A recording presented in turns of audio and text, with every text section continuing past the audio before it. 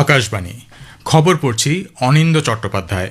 এখনকার বিশেষ খবর হল, প্রধানমন্ত্রী নরেন্দ্র মোদী ইসরায়েলের প্রধানমন্ত্রী বেঞ্জামিন নেতানিয়াহুর সঙ্গে ভারত ইসরায়েল কৌশলগত অংশীদারিত্বকে আরও জোরদার করার পন্থা নিয়ে আলোচনা করেছেন। বিদেশমন্ত্রী ডক্টর এস জয়শঙ্কর বলেছেন, ফ্রান্স ভারতের অন্যতম পুরনো কৌশলগত অংশীদার। এই দুই দেশের একত্রে কাজ করা গুরুত্বপূর্ণ। 2025-26 অর্থবর্ষে দেশের জিডিপি বৃদ্ধির হার 7.4% থাকতে পারে বলে পূর্বাভাস। কেন্দ্রীয় সরকার ভারতের জনগণনা 2027-এর প্রথম পর্বের জন্য বিজ্ঞপ্তি জারি করেছে। বিজেপির সর্বভারতীয় সভাপতি জেপি নাড্ডা আজ দুদিনের সফরে পশ্চিমবঙ্গে আসছেন।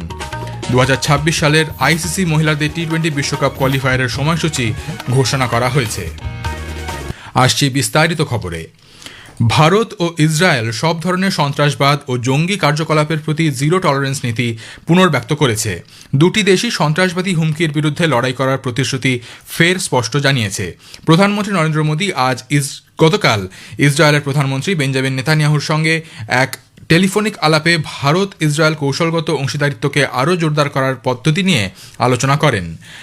আলোচনায় উভয় নেতা অভিন্ন গণতান্ত্রিক মূল্যবোধ, গভীর পারস্পরিক আস্থা এবং দূরদর্শিতার সঙ্গে ভারত ইসরায়েল কৌশলগত অংশীদারিত্বকে আরও শক্তিশালী করার জন্য অভিন্ন অগ্রাধিকারগুলি চিহ্নিত করেন। তাঁরা নববর্ষের শুভেচ্ছা বিনিময় করে উভয় দেশের জনগণের শান্তি ও সমৃদ্ধি কামনা করেন।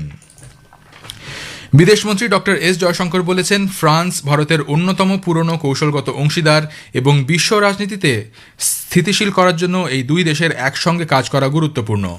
প্যারিসে ফ্রান্সের বিদেশমন্ত্রী নোয়েল বারোর সঙ্গে বৈঠকের সূচনা করে ডক্টর জয়শঙ্কর বলেন, সম্পর্ককে এগিয়ে নিয়ে যাওয়ার জন্য ধারাবাহিক আলোচনা একটি গুরুত্বপূর্ণ অংশ।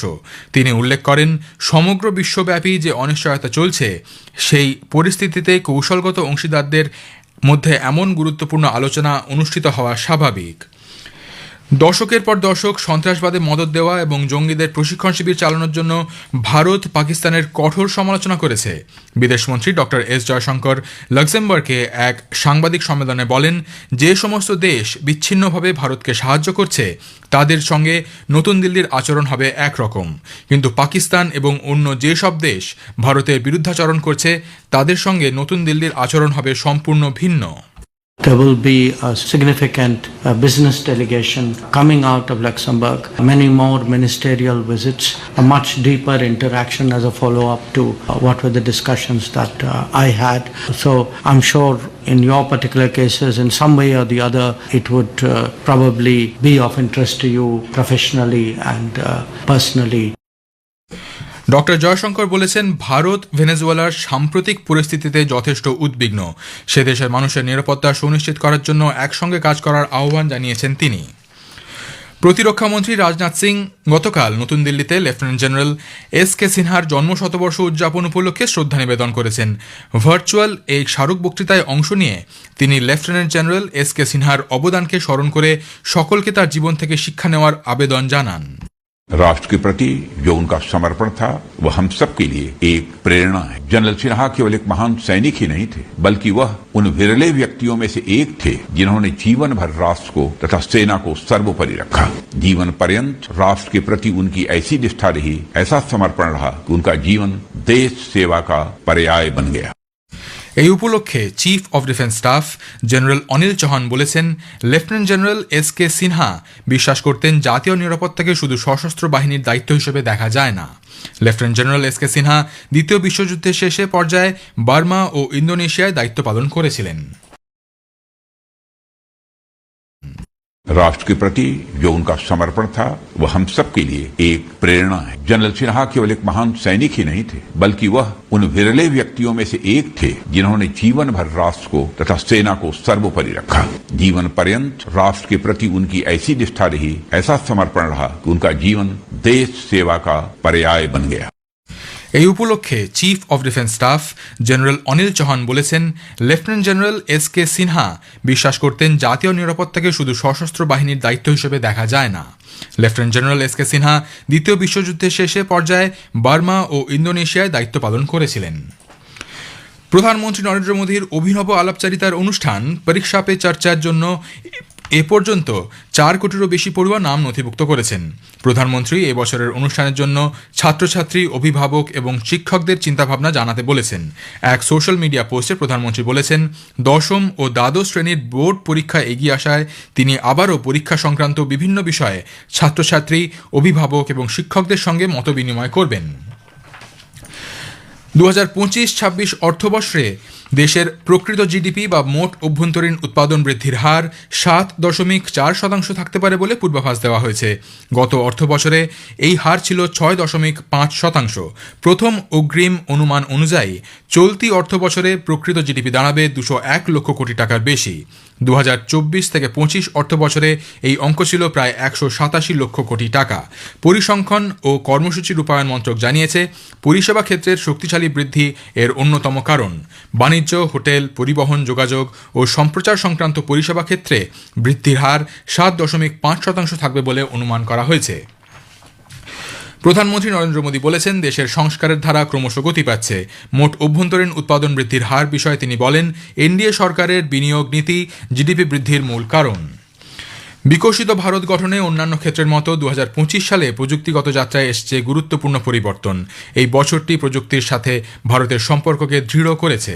একটি প্রতিবেদন। 2025 সাল ভারতের বৈজ্ঞানিক ও প্রযুক্তিগত যাত্রায় গুরুত্বপূর্ণ কিছু পরিবর্তন এনেছে। কৃত্রিম বুদ্ধিমত্তা এবং সেমিকন্ডাক্টর থেকে শুরু করে মহাকাশ অনুসন্ধান, পারমাণবিক শক্তি এবং গুরুত্বপূর্ণ খনিজ পদার্থ পর্যন্ত ভারত প্রমাণ করেছে যে এটি আর কেবল বিশ্বব্যাপী প্রযুক্তি গ্রহণ করছে না, বরং সেগুলিকে রূপ দিচ্ছে। বিশিষ্ট প্রযুক্তিবিদ ও আর্থিক বিশ্লেষক সুদীপ্ত গুহ বলেন, সেমিকন্ডাক্টর ভবিষ্যতে বাজার নিয়ন্ত্রণ করবে। সেক্ষেত্রে এই বিষয়ে আত্মনির্ভরতা প্রশংসনীয়। গত 10 বছর মেক ইন ইন্ডিয়া ইনিশিয়েটিভে আপনারা জানেন বহু ক্ষেত্রে আমরা নিজের পায়ে দাঁড়ানোর চেষ্টা করছি। তার মধ্যে ইলেকট্রনিক্স, মোবাইল, সেমিকন্ডাক্টর একটা বড় পার্ট, যারা কি আগামী দিনে কন্ট্রোল করবে। মোদীজি এসে বলছেন যে আমরা আমাদের দেশে সেমিকন্ডাক্টর নিজেরা তৈরি করবো। যে সেমিকন্ডাক্টর তারা গাড়ি চলবে না, যে সেমিকন্ডাক্টর টিভি দেখতে পারবেন না, মোবাইল চলবে না, ফ্যান থেকে শুরু করে প্রত্যেকটা জায়গায় যে সেমিকন্ডাক্টরটা লাগে। তো এইটা একটা নিজের পায়ে, এবং আপনি দেখবেন যে আমেরিকা সবকিছুর উপর স্যাংশন চালাচ্ছে, সেমিকন্ডাক্টর সেক্টরে কিন্তু চালাচ্ছে না, কারণ ওরাও আমাদের উপর নির্ভরশীল হতে চলেছে। কাশফিন নাহার, আকাশবাণী সংবাদ, কলকাতা। কেন্দ্রীয় সরকার ভারতের জনগণনা 2027-এর প্রথম পর্বের জন্য বিজ্ঞপ্তি জারি করেছে। এই পর্যায়ে চলতি বছরের 1 এপ্রিল থেকে 30 সেপ্টেম্বরের মধ্যে সমস্ত রাজ্য এবং কেন্দ্রশাসিত অঞ্চলে বাড়ি গণনার কাজ হবে। প্রতিটি রাজ্য, কেন্দ্রশাসিত অঞ্চল আলাদা আলাদা বিজ্ঞপ্তি জারি করে 30 দিনের একটি সময়সীমায় এই কাজ সম্পন্ন করবে। দেশে এই প্রথমবার জনগণনার কাজ হবে সম্পূর্ণ ডিজিটাল পদ্ধতিতে। অ্যান্ড্রয়েড এবং iOS উভয় সংস্করণের জন্য উপলব্ধ মোবাইল অ্যাপ্লিকেশন ব্যবহার করে তথ্য সংগ্রহ করা হবে। জনগণনার কাজ সুষ্ঠুভাবে সম্পন্ন করার জন্য তথ্য সংগ্রহ, পর্যবেক্ষণ এবং তত্ত্বাবধানের জন্য গণনাকারী supervisor, master trainer, charge officer এবং জেলা গণনা আধিকারিক সহ প্রায় 30 লক্ষ কর্মীকে নিয়োগ করা হবে। খবর শুনছেন আকাশবাণী থেকে। 2026 সালের বিধানসভা নির্বাচনের জন্য দলের প্রস্তুতি জোরদার করার লক্ষ্যে বিজেপির সর্বভারতীয় জলবায়ু পরিবর্তন মন্ত্রক জানিয়েছে, বায়োমাস ও বর্জ্য পদার্থ পোড়ানোর ঘটনার পরীক্ষা করার জন্য দিল্লিতে বিশেষ যৌথ পরিদর্শন অভিযানও চালানো হয়েছে। আইসিসি মহিলা টি20 বিশ্বকাপ 2026 কোয়ালিফায়ারের সূচি ঘোষণা করা হয়েছে। 14 জানুয়ারি থেকে 1 ফেব্রুয়ারি পর্যন্ত নেপালে গ্লোবাল এই টুর্নামেন্টে 10টি দল প্রতিদ্বন্দ্বিতা করবে। ম্যাচগুলি কাঠমান্ডুর ত্রিভুবন বিশ্ববিদ্যালয় আন্তর্জাতিক ক্রিকেট গ্রাউন্ড এবং আপার মুলপানি ক্রিকেট গ্রাউন্ডে অনুষ্ঠিত হবে। শেষ করার আগে খবরের বিশেষ কিছু অংশ আরও একবার। প্রধানমন্ত্রী নরেন্দ্র মোদী ইসরায়েলের প্রধানমন্ত্রী বেঞ্জামিন নেতানিয়াহুর সঙ্গে ভারত ইসরায়েল কৌশলগত অংশীদারিত্বকে আরও জোরদার করার পন্থা নিয়ে আলোচনা করেছেন।